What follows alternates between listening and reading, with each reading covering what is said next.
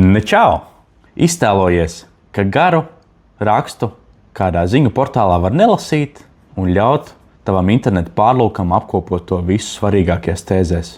Un ar Samsung internetu pārlūku un ar pārlūkošanas palīgu funkciju to var izdarīt ātri un ērti, un pie tam lapu var arī iztulkot.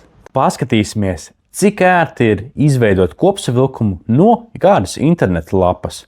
Šajā gadījumā Samsung Galaxy Tab S11 Ultra, mūsu iespaidīgākais planšu dators, kur mēs redzam, ka ir aprakstīta ļoti detalizēta informācija par to, kādi ieguvumi klientam būs, ja šis planšu dators tiks iegādāts.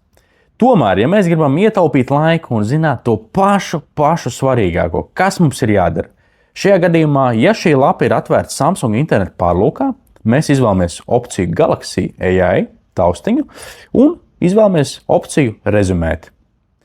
Šajā gadījumā mākslīgais intelekts iepazīstās ar lapu un uztaisa mums tādu salīdzinoši īsu apkopojumu ar svarīgāko, kas mums būtu jāzina par šo te Tab S11 Ultra planšu datoru.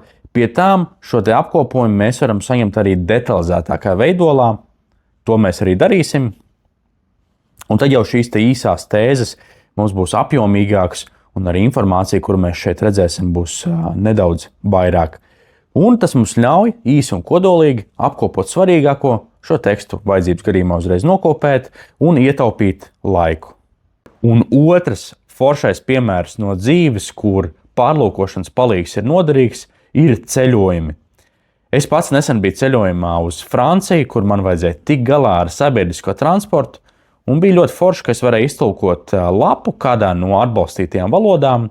Šeit man ir jāspiež internetu pārlūkā Galaxy AI taustiņš un jāizvēlas opcija tulkot.